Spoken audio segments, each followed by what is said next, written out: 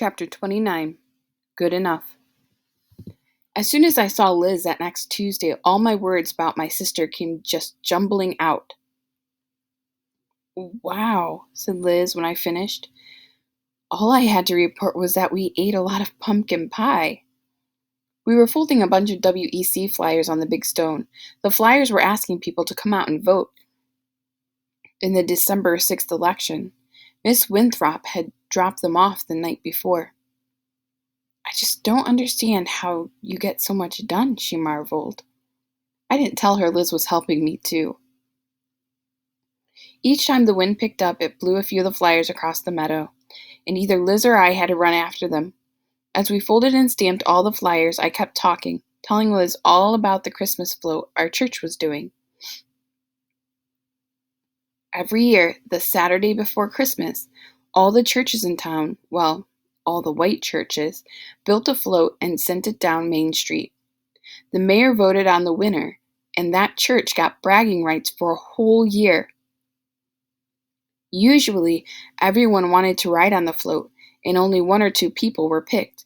But this year, we had a theme from Matthew 19:14. "Let the children come to me, and do not hinder them, for to such belongs the kingdom of heaven." Reverend Mitchell was going to be Jesus sitting on a throne, and all the kids from Sunday school were going to be the children. Everyone who wanted to could ride on the float, and I was super excited. "You'll come, right?" I asked Liz. "Marley, I can't." "Why not?" "Someone might recognize me." "Can't you wear a disguise?" And Liz shook her head. I knew she was right, but it didn't make it any easier. For the 100th time, I wished we could do all the normal things friends do. Go places for fun, have the same circle of friends, eat lunch together at school. "How's school going?" I asked. I'd been talking so much I was embarrassed to realize I hadn't even asked about her. Liz grinned. "It worked. I got a notebook over Thanksgiving break. I've already written 5 pages, and that was just yesterday. Today Shirley asked me why I was scribbling away, but I just wrote my answer down, making sure she couldn't see it. Of course, and after a minute of my not responding, she just left to talk to Janet. Maybe they started gossiping about me, and maybe they didn't, but I was so busy writing about them I didn't hear a word." "That's great," I said. "Tommy will be at the parade," Liz said. "I'll tell him to wave to you. I know it's not the same as being there myself, but don't worry about it," I said. "It's good enough."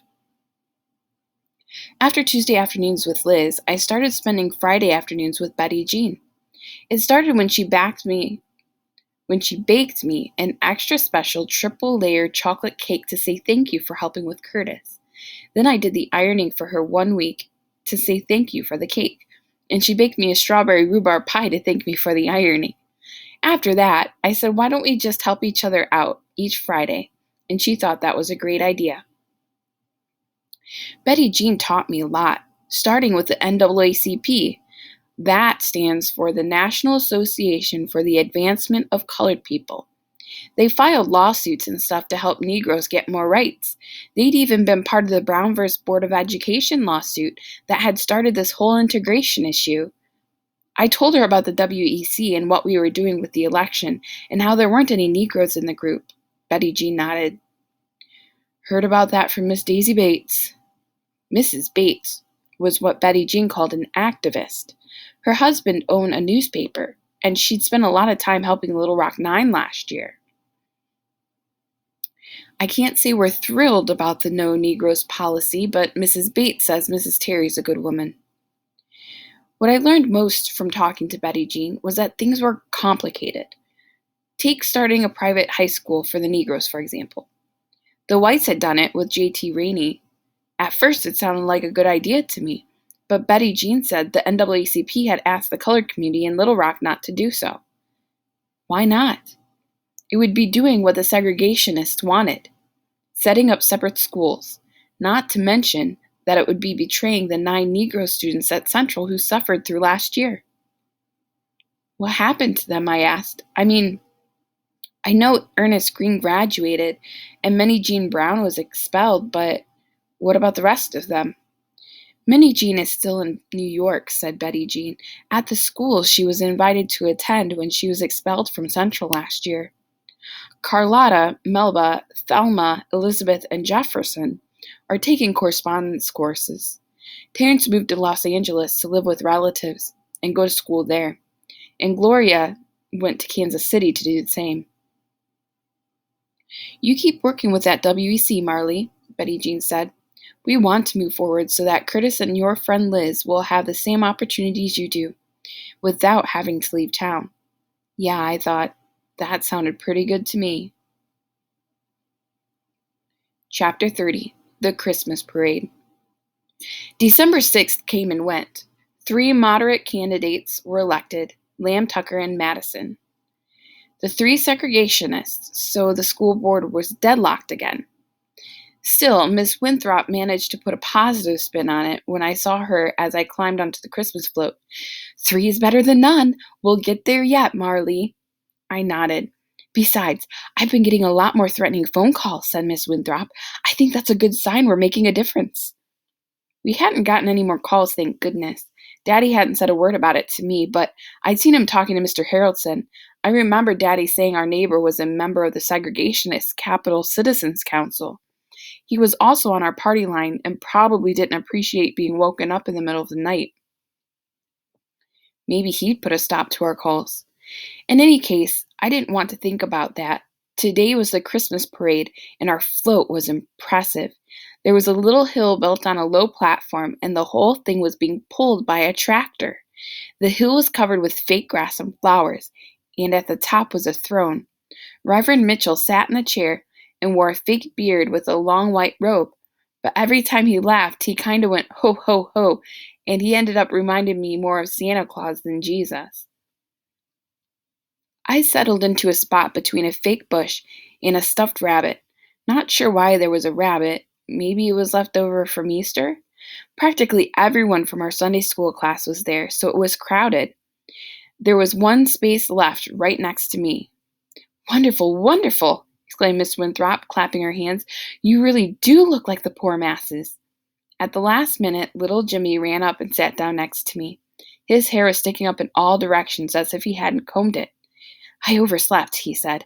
Thanks for saving me a seat. I hadn't, but it seemed rude to say that, so I just nodded. There was a lurch, and we started off. The crowd got larger and larger as we drove through town. Mother and Daddy were right near the start of the parade, smiling. Mrs. Daniels and Sally stood next to them. Sally hadn't been selected to ride on her church's float. She'd complained about it for 3 days straight at school. Still, I waved to her, and she waved back. A little further down the route, I saw Curtis and Betty Jean and Pastor George waving so hard I was afraid their hands would fall off. Next to them was Tommy and a man and a woman who I guess must be Liz's parents. I waved at them too. Little Jimmy was watching me wave at them. Then the truck turned the corner and they were gone.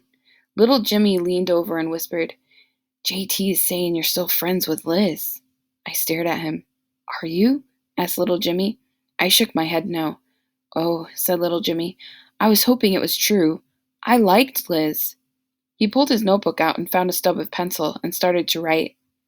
I wanted to tell him it was true, but when I counted 2, 3, 5, 7, what came out instead was, what do you write in there? Words. About what? Things that are too hard to say aloud, said little Jimmy. Maybe I was the one who needed a notebook, not Liz. What are you writing now? Little Jimmy gave me a funny look. I was sure he wasn't going to answer me when he said, how I think you're lying, and that I wish you'd tell me hi. I wish you'd tell her hi for me. My mouth made a little round O. If I run into her, I will, I stammered finally. Thanks, said little Jimmy, and he went back to his writing. I wasn't sure what to think. Now I'd added little Jimmy to my talking list. He'd accused me of lying, but somehow I still got the feeling that he wanted to be my friend. After all, he'd warned me about JT. I thought doing JT's homework meant he would keep his mouth shut. I couldn't think of any other way to get him to be quiet, except to be utterly silent on the topic myself. That way it only seemed like mean-spirited gossip. At least that's what I hoped. The rest of the parade was ruined by worrying about JT, and when it finally ended and I climbed off, guess who was waiting for me? Yup, that's right, JT himself. Congrats, Marley, JT said. The mayor just announced your float won first place. I glared at him. What? He said. What did I do? I turned my back to him. Red was crossing the street watching a colored man who was cleaning up after the parade, sweeping trash into a pile. When the man was done, he turned to get his dustpan, and while he wasn't looking, Red ran through the pile, kicking his feet until bits of paper and bottle caps were strewn across the street again. He was humming White Christmas. You missed a spot, said Red. The man glared at Red once, then slowly started sweeping up the mess. When he was done, Red stepped into the pile again. Like jumping in the leaves, he said. Try it, JT, it's fun. JT walked into the street and half-heartedly kicked a bottle.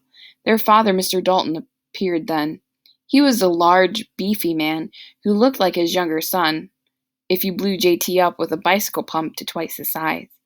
Come on, boys, he said. Let's go. His voice was overpowering, like the smell of schnapps that my father sometimes drinks after a big meal. Mrs. Dalton hovered behind him, gray and silent. Red started singing as they walked off, but he changed the words. I'm dreaming of a white central. Mr. Dalton laughed. The colored man gripped his broom tighter and started sweeping yet again, but I could see the rage in his eyes.